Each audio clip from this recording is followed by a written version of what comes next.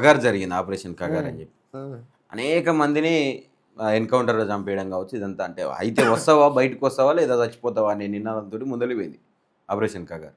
ఏందన్న దాని మీద మీ స్పందన? ఏముంటుంది, అమిత్ షా మోడీ పెట్టుకున్నటువంటి ఈ దేశంలో స్వేచ్ఛని నెలకొల్పోయినటువంటి ప్రయాణంలో భాగంగానే కమ్యూనిస్టులు అనేక ఉద్యమాలు చేసి మనం చూసినాం. 60 ఏళ్ళ సుదీర్ఘ సాయుధ పోరాటాలు. ఆపరేషన్ కగార్ పేరు పెట్టి అంతం చేస్తాం, చంపేస్తామని చెప్పి ఏ రాజ్యాంగం ప్రకారం చెప్పిర్రో మరి అది ప్రజలు రియలైజ్ కావాల్సినటువంటి ఒక డెడ్ లైన్ పెట్టి చంపేస్తామని క్లియర్గా లైనే పెట్టిండు కదా. హద్దులు పెట్టుకొని పొద్దున ఆపలేమనేటువంటి బుద్ధి వాళ్ళకి లేదు కదా. హద్దులు పెట్టుకొని పొద్దున ఆపగలిగే బుద్ధి ఎవరికి లేదనేటువంటి చిత్తశుద్ధి వీళ్ళకి లేదు. కాబట్టి నేనేమంటున్నానంటే ఆపరేషన్ కగార్లో అమిత్ షా మోడీ లేకపోతే ఇక్కడ ఉన్నటువంటి బీజేపీ ప్రభుత్వం విజయం సాధించిందనే మాట శుద్ధ తప్పు. శుద్ధ తప్పు. ఎందుకు తప్పు అని అంటే ఆపరేషన్ కగార్ అయిపోయిన తర్వాత కూడా మార్చి 31 మార్చి అయిపోయిన తర్వాత కూడా అయిపోయిన వారం 2 వారాలకు అనుకుంటా నాకు తెలిసి భాగ్య రూపీ అని చెప్పి ఒక అక్క ఎన్కౌంటర్ అయింది. మరి ఆ డెడ్ లైన్ వరకు కంప్లీట్ కావాలిగా.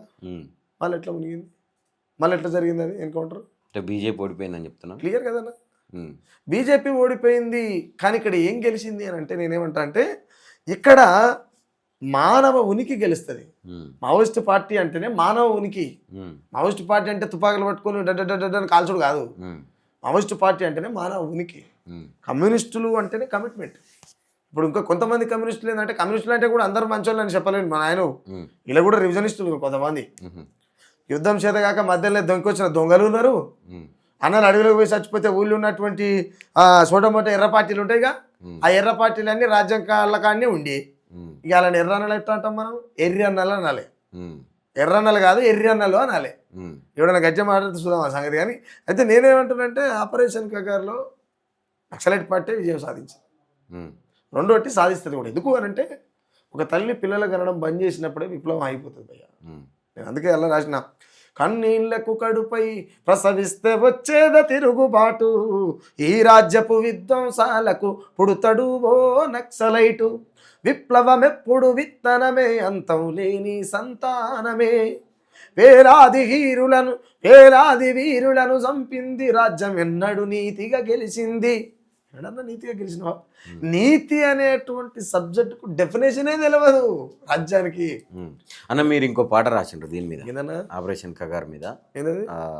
స్వార్థాల లోకము. ఆపరేషన్ కగార్ మీద నాకు తెలిసి నేను రాసిన పాటలు ఎవరు రాయలే. అన్ని పాటలు నేనే రాసిన, ఘోరంగా రాసిన. అంటే నాకు అనిపిస్తే రాసిన. మధ్యరాత్రి ఇక్కడ మెలకొస్తే పాట రాసిన, నిద్రపోకుండా రాసిన, మెలకొస్తే రాసిన, ఏదేమైనా పాట రాసిన ఆపరేషన్ కగార్ విషయంలో. నేను అందుకే అలా రాసిన, మా పల్లె ఎద నిండా దుఃఖం, కొండ కోనల్లో పారేటి రక్తం, మా పల్లె ఎద నిండా దుఃఖం, పురిటి నొప్పుల బాధ నాకు తెలుసు, ఈ పుడమి నొప్పులు నీకు ఎట్లా తెలుసు, గొప్ప మనసెట్ట వచ్చింది కొడుక, అయ్యో ఎవరొస్తారయ్యా మీ వెనక, స్వార్థాల లోకము సస్య మాకేందని సచ్చి బతుకుతున్నారయ్యా, ఈ బతుకున్న పీనిగల బతుకు తెరువు కొరకు బంధుకును వదలకయ్యా. అంటే నువ్వు చచ్చిపోయినా పర్వాలేదు బిడ్డ, ఇక్కడ ఉన్నటువంటి ప్రజలంతా సావుకు భయపడుతున్నారు, కానీ నువ్వు సచ్చైన గెలవాలనేటువంటి ఆ తిరుగుబాటును ఆ తల్లి నూరిపోస్తూ ఒక తెలవని యుద్ధతంత్రాన్ని నేర్పుతుంటుంది కొడుకు. చీకటైతుందంటే కొడుక, అయ్యో ఇల్లు చేరేది నీ నడక, ఆడివంత చీకటే నాట, సాగు ఎదురుంగా నడిచొస్తుందాట, ఏమి ధైర్యమయ్యా ఎవరి కొరకు నడక, అయినొల్ల నెడబాసి పోరు బాట, ఏమి ధైర్యమయ్యా ఎవరి కొరకు నడక, అయినొల్ల నెడబాసి పోరు బాట. ఇక్కడ ఉన్నటువంటి ప్రజలంతా కూడా బతుకున్న శవాలుగా బతుకుతున్నారని ఎమ్మటి ఎవ్వరు రారా, నువ్వు తండ్రి వైనను కంటే నా కొడక నీ ఏలు పట్టుకొని నేనొత్తు అన్నాలంట. ఇక్కడ ఉన్న నీ బతుకున్న శవాలు బిడ్డ, ఈ శవాల కోసం నువ్వు యుద్ధం చేయాలి. మరి నువ్వు ఒక్కడనే పోతున్నావు, నీ ఇంట్లో ఎవరు వస్తారు? నువ్వు కొడుకు వై నన్ను అంటే నేను వస్తానని ఎమ్మటి తుపాకు పట్టుకొని తల్లి ఎత్తుంటా. ద సేమ్ టైం ఎరచేసి ఎంటబడి వేటాడే సర్కారు, ఎవని సంపద కొరకు ఈ కాల్చి వేతలు, రాజ్యహింసల నడవరాలిపోయిన ఆ మరణాల చరణాలు ఎన్నో విన్నా, సచ్చైన పంచిండ్రు పేదలకు భూములు, అడవిసిగ నిండా మోదుగు పూలే అన్నలు, ఏడున్న సాగు తప్పదుర కొడుక, పిరికి పందెల బతుకు నువ్వు బతకక నువ్వు చచ్చిపోరా భయ్, నువ్వు చచ్చిపో.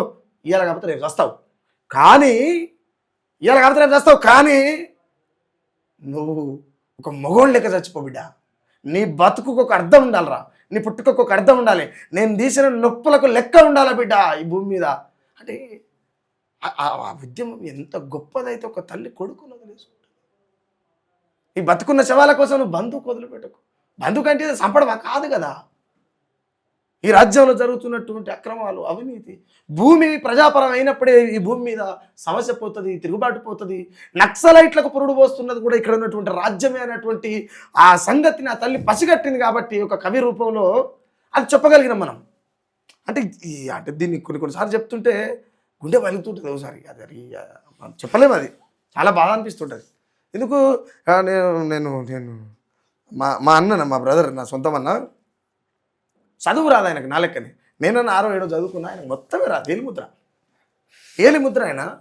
నేను ఇప్పుడు నెక్స్ట్ ఆయన మీద పాట చేస్తున్నా.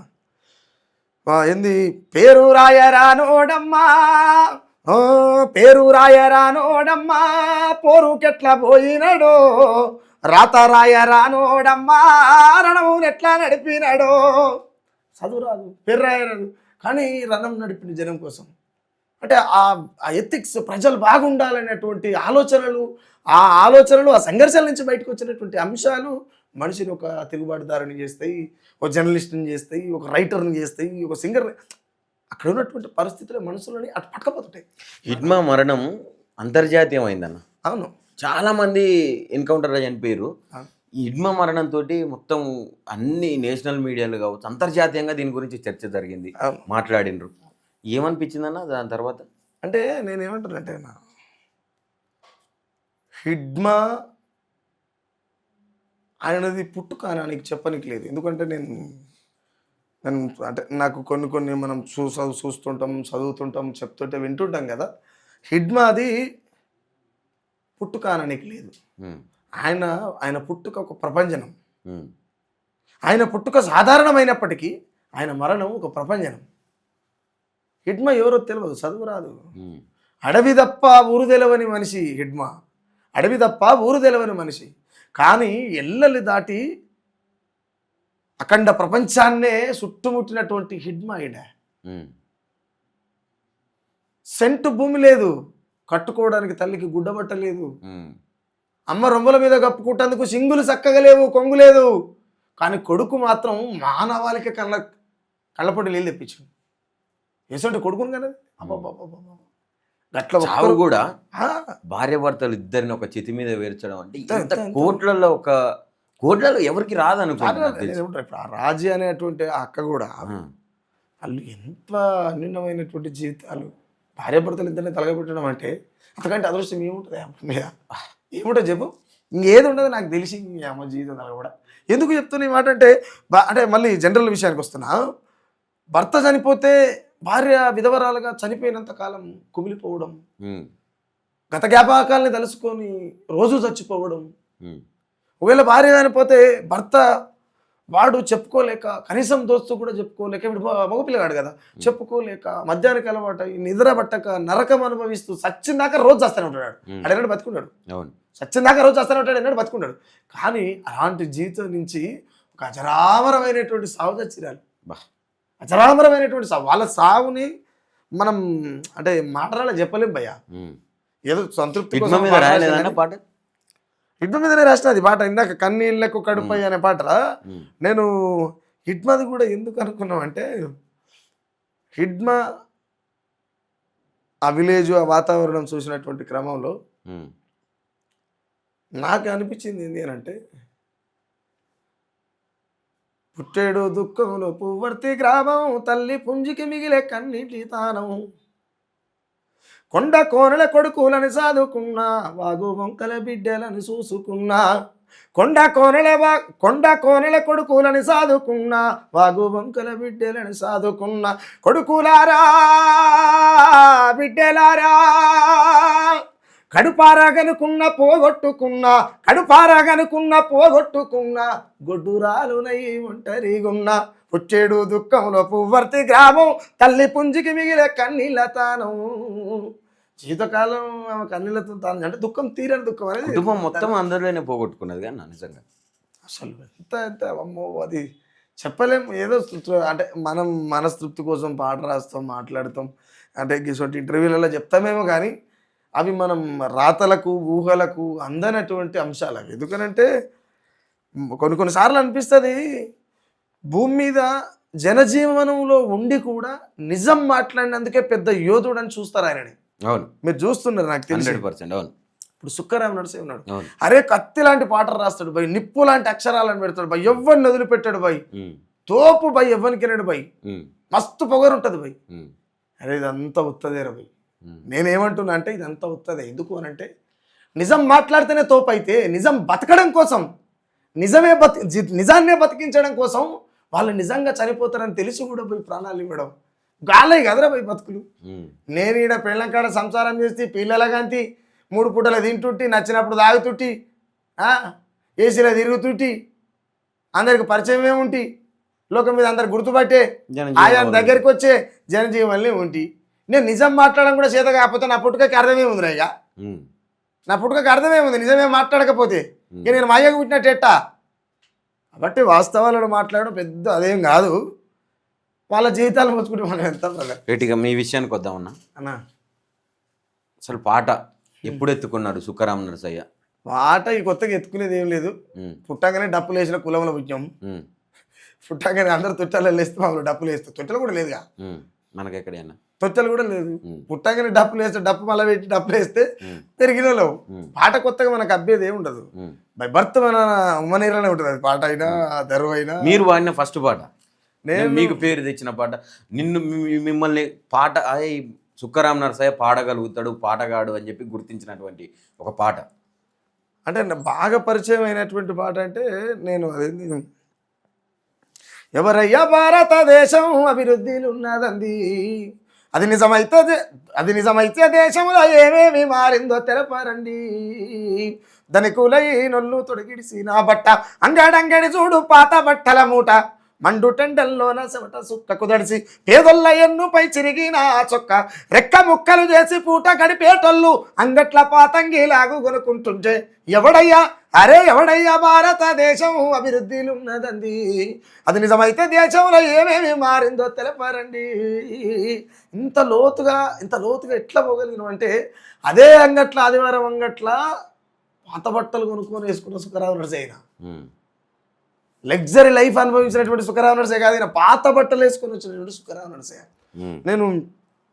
నేను కొన్ని సందర్భాల్లో చూస్తున్నా, బతుకు తెరువు లేక బతకాలే నీ తల్లి మనసు చంపుకొని ఒళ్ళమ్ముకుంటుంది, కిడ్నీలు రక్తాలు అమ్ముకుంటున్నారు, గుడి మెట్లపై చేరి అడక తింటున్నారు, ఇంట్లో టీవీ నుంచి బైకు మోటారు దాకా ఫైనాన్స్ అప్పిచ్చి ప్రాణాలు తీస్తుంటే, ఎవడయ్యా భారతదేశం అభివృద్ధిలో ఉన్నదండి, అది నిజమైతే దేశంలో ఏమేమి మారిందో తెలపారండి.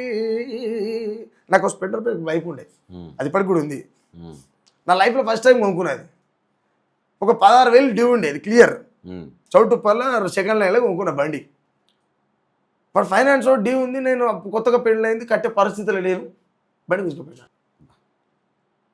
కూసుకుపోయాను. కట్టినాడు 5,000 కడితే ఇచ్చాడు, బండి కూసుకుపోయాడు. ఎట్లా ఏంది పరిస్థితి? అరే ఇంత ఘోరమా? ఇచ్చేది ఆడే, కట్టపోతే గుసుకపోయేది ఆడే, ఈడ నేనేంటిది మరిగా? అందులో భాగంగా నేను అది అనుభవించే రాసిన. అది కూడా దువ్వంగా రాలేటి తగినింటికల నేరి ఇటుక సందుల నడవ భద్రపరుచుకొని, దువ్వంగా రాలేటి తగినింటికల నేరి ఇటుక సందుల నడవ భద్రపరుచుకొని, ఈ నల్ల కురులకు బల మంచి దోస్తులు సిక్కెంటికలు తీసే ఇరిగిన దువ్వెళ్ళు. దువ్వి పారేయవలసినటువంటి ఎంటికలు నేను చిన్నగా ఉన్నప్పుడు మా అమ్మ అవుతుంది ఆకిట్లకి ఇట్లా పారేసేది. అరే ఈ టైంలో ఈ జనరేషన్లో ఆ ఎంటికల్ని ఏమంటారు చుట్టి ఒక కాడ పెట్టి పిన్నిస్ రుబ్బరు కొనుక్కుంటారు. ఎటుపోతుంది? దువ్వి పారేయవలసినటువంటి ఎంటికలు అమ్ముకుంటున్న దేశంగా మారిపోయింది మన దేశం. ఏడ బాగుపడ్డట్టు.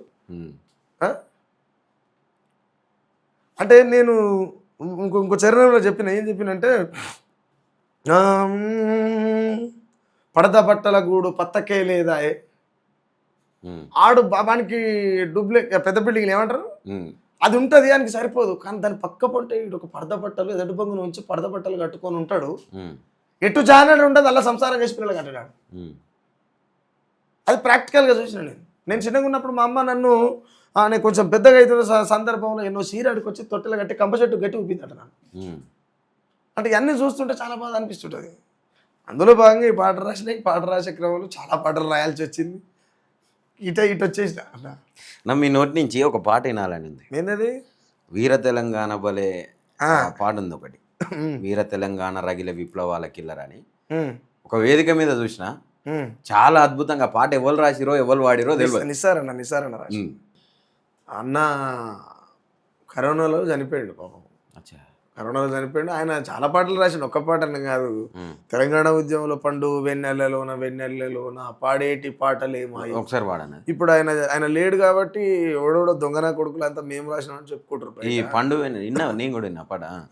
పండు వెన్నెలలోన పాడేటి పాటలేమాయే, నా పల్లెటూరిలోన ఆడేటి ఆటలేమాయే, నా పల్లెటూరిలోన ఆడేటి ఆటలేమాయే, పాలానగమ్మ భక్త సిరియాల హరిచంద్ర అల్లిరాని ఆటలేమాయే, అల్లిరాని ఆటలేమాయే, నా పల్లెటూరులోన మోగేటి కంచు గొంతులేవే, నా పల్లెటూరులోన మోగేటి కంచు గొంతులేవే.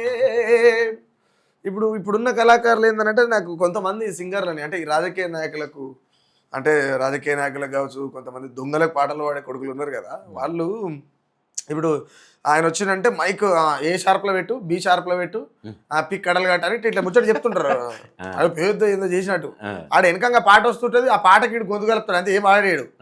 ఇక ఏమైనా చేతులు ఇప్పుడు సిగాలు కూడా ఇది తప్ప ఏముండదు. కానీ ఆ టైంలో నిసారని ఏం రాసిండంటే వెనకటి కాలాన్ని రాసిండు. స్టేజీ కరెంటు మైకు ఏది లేకున్నా కానీ తెల్లవారు వాడి పాడేది, నా పల్లెటూరిలో నా మోగేటి కంచు గొంతులేవి. ఇట్లా ఆయన చాలా అద్భుతం ఇలాంటి పాటలు అనేకం రాసిండు ఆయన. ఏందది? తింటున్న కంచాన్ని గుంజుక తింటుండ్రు, ధరలు పెంచి నోట్ల మన్ను కొడుతున్నారు, ఓరోరి ఏలేటోడా జనము ఏందిని బతకాలేరా, పాలకన్నా నీళ్లు పిరమైపోయినాయి, పేదోని బతుకంతా శాపమైపోన్నది, ఓరోరి ఏలేటోడా జనము ఎట్లా తిని బతకాలేరా. ఆయన రాసే పాటల ప్రతి పాటలకు డిఫరెంట్ గునుపు ఆ బాణీలు ఉంటాయి. సర్కారు దవాఖానా పేరుకైతే పెద్దది, ఎంతో ముద్దుగుంటది, అరే దవాఖానకు పోతే ఉన్న రోగం ఎక్కువైతుంది. ఈ పాట అన్న రాసిన తర్వాత నాకు చాలా రోజులు నాకు అర్థం కాలే. అంటే ఏం అర్థం కాలేదంటే సర్కారు దవాఖానా ముద్దుగుంటుంది అంటే ఈ ముద్దుగెట్టు ఉంటుంది, అలా రోగులే ఉంటారు, అంత స్మెల్ ఉంటుంది, ఆ మెడిసిన్ అదంతా రకరకాల ఏడుపులు తుడుపులు సావులు పీనికలు అన్నీ ఉంటాయి కదా. ముద్దు ఎందుకు రాసిందంటే నేను మొన్న గాంధీ హాస్పిటల్ కాదు పోయినా, వేరే నా ఫ్రెండ్ ఒక అతను హాస్పిటల్ ఉంటే మందలిస్తాను పోతాం కదా, అట్లా పోతే హాస్పిటల్ అంతా తగమాగం ఉంది, దోమలు ఈగలతో ఉన్నది. కానీ గాంధీ హాస్పిటల్ ముందర గేటు ముందర ఉన్నటువంటి గాంధీ బొమ్మ ఒక్కటి మాత్రం ఆరోగ్యంగా ఉంది.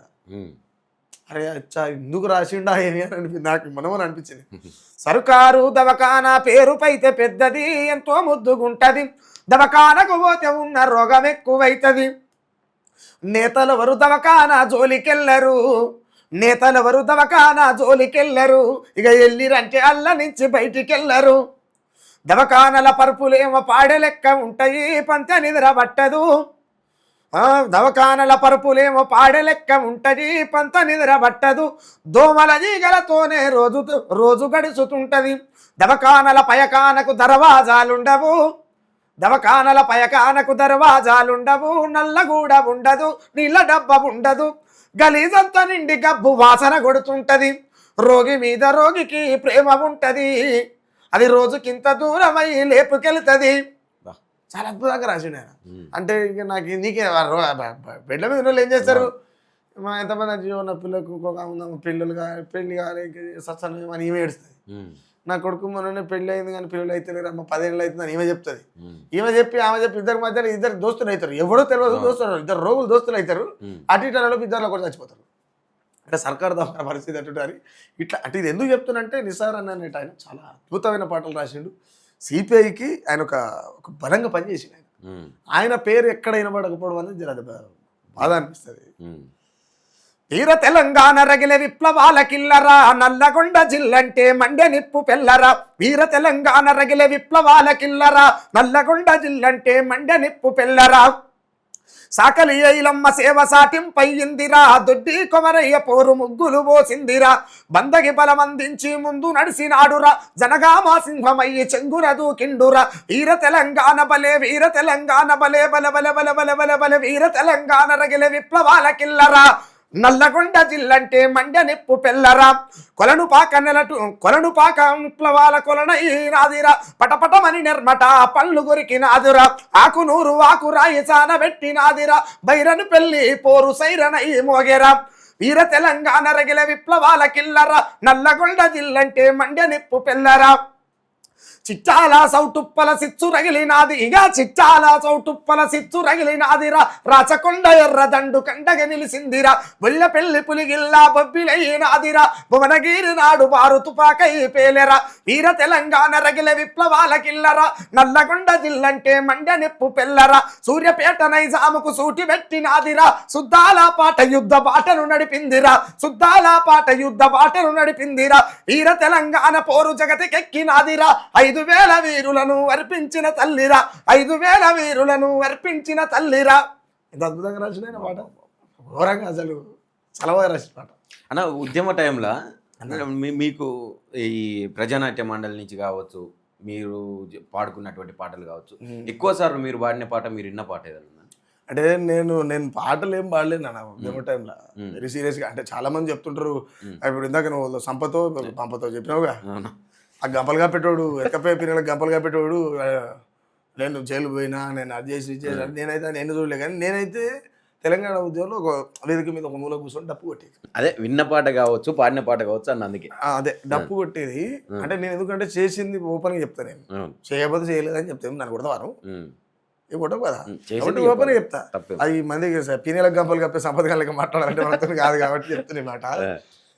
నేను తెలంగాణ నెత్తురు బారందెన్నడో నా తెలంగాణ పల్లెలో, నేలకు రాలందెన్నడో నా తెలంగాణ పల్లెలో, నేలకు రాలని అన్నడో నా తెలంగాణ పల్లెలో. హక్కుల కోసం పోరాడుతున్నారు తెలంగాణ బిడ్డలు, హక్కుల కోసం పోరాడుతున్నారు తెలంగాణ బిడ్డలు. నూనూగు మీసాలు దిప్పుతున్నారు తెలంగాణ పోరలు, నూనూగు మీసాలు దిప్పుతున్నారు తెలంగాణ పోరలు. నెత్తురు వారందెన్నడో నా తెలంగాణ పల్లెలో, నేలకు రాలందెన్నడో నా తెలంగాణ పల్లెలో. అది ఇప్పటికి కూడా కొనసాగుతాను. రైతుల రూపంలో కావచ్చు, నిరుద్యోగుల రూపంలో కావచ్చు, బతకలేనటువంటి తెలంగాణలో భవిష్యత్తు లేక బతకలేక చనిపోతున్నటువంటి సాగులు కావచ్చు, ఆ పాట ఇప్పటికి కూడా మనం పాడుకోవచ్చు. రేపు తెలంగాణ అస్తిత్వ ఉద్యమం మళ్ళీ మొదలు పెడితే కూడా అంటే మొదలయ్యే ఛాన్స్ ఉందా? అందుకని అవుతుంది. నేను ఏం చెప్తున్నా బ్రదర్, ఒకటే గుర్తుపెట్టుకొని, నేను మీడియాకి కావచ్చు, మీకు కావచ్చు, ప్రజలకు కావచ్చు, మేధావులకు కావచ్చు, ఎవరుంటే వాళ్ళందరికీ చెప్తున్నాను. నేను ఒక మాట ఏం చెప్తా అంటే, ఉద్యమం అస్తిత్వ ఉద్యమం కావచ్చు, అది స్వేచ్ఛా ఉద్యమం కావచ్చు, ఇంకేదైనా కావచ్చు, ఉద్యమం ఆగాలి అని అంటే ఒక తల్లికి గర్భం కాకుండా ఉన్నప్పుడు మాత్రమే ఉద్యమం అనేది పుట్టదు. కానీ మరి తల్లి గర్భం దాల్చకుండా ఉంటుందా? ప్రకృతి కదా, ప్రకృతి కదా. తిరుగుబాటు అనేది ప్రకృతిలో భాగం. విప్లవం అనేది ఒక మనిషిలో జీన్స్ లాంటిది. అది ఇప్పుడు నీకు ఆకలి అవుతుంది, నీకు ఫుడ్ కావాలి అంటే ఇంకేదో యుద్ధం చేయాలి అక్కడ. మనం మొక్కను నాటి ఇప్పుడు నేలను తవ్వాలంటే నాగలు కావాలి, నాగలు పెట్టి పంట పండాలంటే ఇత్తనం పెట్టాలి, ఇత్తనం పెట్టిన తర్వాత చెట్టు మొలిచిన తర్వాత కాత కాసిన తర్వాత నువ్వు తెంపాలి. అప్పుడు నీకు అవుతున్నటువంటి ఆకలి తీరాలి. అంటే ఇంత సంఘర్షణ ఉంటుంది మధ్యలో. ఇదంతా ఏంటి, ఇది వార్ కాదా, పోరాటమే. కాబట్టి దీని మీద కూడా మీరు ఒక పాట రాసిండ్రు కానీ, పాక హనుమంతు చనిపోయినప్పుడు అప్పుడు వాడిన ఒక పాట విన్నాను. చాలా చాలా చాలా అద్భుతమైన పాట అది. నల్లగొండ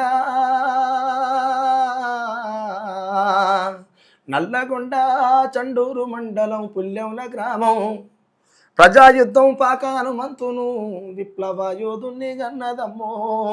ప్రజాయుద్ధం పాక హనుమంతును విప్లవ యోధుని గన్నదమ్మో. మూటగొట్టే తండ్రి కాయ కష్టం నేర్పింది విప్లవ పోరుతత్వం. మూట కొట్టడం అంటే వ్యవసాయం చేయడం, పిల్లలకు బతికించుకోవడం కోసం, ఆయన బతకడం కోసం పంట తీయడం, ఆ పంట ద్వారా ఆయన కడుపులో పుట్టినటువంటి పంట బతకడం కోసం. మరి మూట కొట్టే తండ్రి నుంచి ఈయన విప్లవ తత్వాన్ని ఎట్లా నేర్చుకోండు? ఉమ్, ఇప్పుడు నేను ఏదైతే చెప్పినో ఆయన అది అక్కడ చూసిండు కాబట్టి నేర్చుకున్నాడు. ఉమ్. ఇంకోటి ఆ పాట ఉంది కానీ మన అణిచేస్తని అణిచేస్తని అరచిగోల పెడుతున్నాడు అని చెప్పి అది రాజ్యం మీద. అప్పటికప్పుడు వాడినవాడు. అవును. అరే అని చేస్తని అరిసి గోల పెడుతున్నావు, అని చేస్తని అరిసి గోల పెడుతున్నావు, నువ్వు ఆపాలేవురో అది నిప్పుల బాగు గనక, నువ్వు నిలుపలేవురో అవి విప్లవాలు గనక, మైకులను పట్టుకొని మందాలించి నొల్లందరి పెట్టారాని కేసు పెట్టి కటకటాల గుసోబెట్టి, పెట్టారాని కేసు పెట్టి కటకటాల గుసోబెట్టి, ప్రజల బాధలు చెప్పితే పైశాచిక పాలనయ్యి, నువ్వు ఆపాలేవురో అది నిప్పుల బావు గనక, నువ్వు నిలుపలేవురో అవి విప్లవాలు గనక. అంటే ఈ ప్రతి అంశం మీద ఉంటుంది ఆ పాట. అప్పటికప్పుడు పేరుంది ఆ టైంలో. నా ఫైనల్గా ఇంకొక పాటతోటి క్లోజ్ చేద్దాం. తెలంగాణ ఇప్పుడు నల్గొండ జిల్లా బిడ్డవు. నల్గొండ అంటే పోరాటాలు గుర్తొస్తాయి. సాయుధ రైతాంగ పోరాటం కావచ్చు, అనేక రకాల పోరాటాలకు పురిటిగడ్డ నల్గొండ గడ్డ. మళ్ళీ ఒకసారి నిజంగా పోరాటాలు ఇప్పుడు మీరు అన్నారు కదా, ఖచ్చితంగా పుట్టే అవకాశం ఉన్నది, అస్తిత్వం రూపంలో కావచ్చు, ఇంకే కోణం వలనన్నా పోరాటం పుట్టాల్సి వచ్చిన పరిస్థితి వచ్చినప్పుడు, పుట్టే పరిస్థితి వచ్చినప్పుడు సుఖరాం నరసన్న నుంచి ఎలాంటి పాటలు వినొచ్చు? నేను చాలా అంటే నాకున్న అవగాహన మేరకు, నాకున్న మేధస్సు మేరకు నేను ఏదో చేస్తాను చెప్పను, కానీ నా స్థాయిలో నేను నా అవసరం సమాజానికి ఉన్నది అనిపిస్తే ఖచ్చితంగా అక్షరాలను అయితే అల్లను, అగ్గి పూలను తీసుకొచ్చి పెడతా పాటలు. అక్షరాలను అస్సలే అల్లను, ఆ అక్షరాల రూపంలో అగ్గి పూలు తీసుకొచ్చి పేరుస్తా పాటలు. ఆ అక్షరాలని అగ్గిపూలను చేసి అగ్గిపూలని గొలుసు తీరుగా అల్లి గోస చెప్తా, తెలంగాణ గోస చెప్తా. ఎందుకనంటే తెలంగాణ అనేది చాలా చాలా చాలా నేను అయితే ఓపెన్గా అయితే ఒక స్టేట్మెంట్ అయితే ఇవ్వగలుగుతా. ఈ తెలంగాణలో పుట్టినందుకు ఇంకా 100 అంటే మరో జన్మ లేదు, కాకపోతే ఒక ఆశ. ఏం ఆశ అని అంటే 100 జన్మలు ఎత్తిన మళ్ళీ తెలంగాణలో పుట్టాలి, మా నాయన సుఖగాలే మా నాయన కావాలి, నా పేరు సుఖరాం నరసయ్య కావాలి. చాలా మంది ఒక ఇంటర్వ్యూ చేస్తుంటారు, తిక్కలోడు అడిగింది, సుఖరాం నరసయ్య అని మోటి పేరు పెట్టారు కదా, బాధ అనిపించదు. మోటి పేరు ఎందుకు రా, పెద్ద సెలబ్రిటీ కదా ఇప్పుడు, మరి మోటి పేరు బ్రాండ్ అయిపోయింది కదా సుఖరాం నరసయ్య అంటే ఒక్కొక్కరు సుఖాలు కనపడతాయి. అంటే నేను ఉన్నట్టు అంత దొరికి వెళ్ళిపోతాడు. అంటే నేను ఏమంటాను అంటే నాకు ఇదే పేరు ఉండాలి, నాకు మళ్ళీ మా పూజమ్మే భార్యగా దొరకాలి, ఇప్పుడు ఎవరైతే నా పిల్లలు ఎవరైతే వాళ్ళే కావాలి. అంటే ఇది అంతా ఎందుకు కోరుకుంటున్నానంటే మీలాంటి మిత్రులు కావాలి, మీలాంటి వాళ్ళు కూడా ఈ సమాజంలో ఉండాలి. ఇది ఎందుకు చెప్తున్నా అంటే తెలంగాణలో ఆత్మగౌరవం ఉంటుంది, ఆత్మగౌరవం కోసం చనిపోతారు. కాబట్టి ఆత్మగౌరవం కోసం చనిపోయేటువంటి నేల మీదనే పుట్టాలనుకుంటా, ఆత్మగౌరవం కోసం ఒకవేళ నా ప్రాణమే పోవాలనుకునే సందర్భం వచ్చినప్పుడు కూడా వదులుకుంటా. కాబట్టి అలాంటి పాటలే రాస్తుంది, దాంట్లో ఎలాంటి డౌట్ లేదు. నా లాస్ట్గా నల్గొండ గురించి ఒక పాట చేస్తున్నారు మీరు, అది రిలీజ్ అవుతుందా, ఎప్పుడైతే ఆ పాట? నా జిల్లా నల్లాగుండ నా తల్లి సల్లాగుండ, నా జిల్లా నల్లాగుండ నా తల్లి సల్లాగుండ, దండాలు దండాలమ్మో ఉద్యమాల మాయి ముంత, నా జిల్లా నల్లాగుండ నా తల్లి సల్లాగుండ, నాగం ఒలిగొండ గొలను కొండ నాగార్జున నంది కొండ, ఒలిగొండ గొలను కొండ నాగార్జున నంది కొండ, కొండల పూల దండ ఎగిరేటి ఎర్ర జెండా. ఈ పాట నిసారని రాసిండు, సూపర్ ఎండి నిసారని రాసిండు. ఆయన అల్ల ఏం చేసిండంటే ఆ ప్రాంతాన్ని అన్ని రాసే టైంలో పొంగేటి కల్లుకుండ కొండల పూల దండ పొంగేటి కల్లుకుండ అని రాసిండు. అయితే నేను కొండల పూల దండ ఎగిరేటి ఎర్ర జెండా అంటే నల్లగొండ అంటే టోటల్ ఎర్ర జెండాలు గుర్తొస్తుంది. నల్గొండ అంటేనే అది విప్లవాల అన్న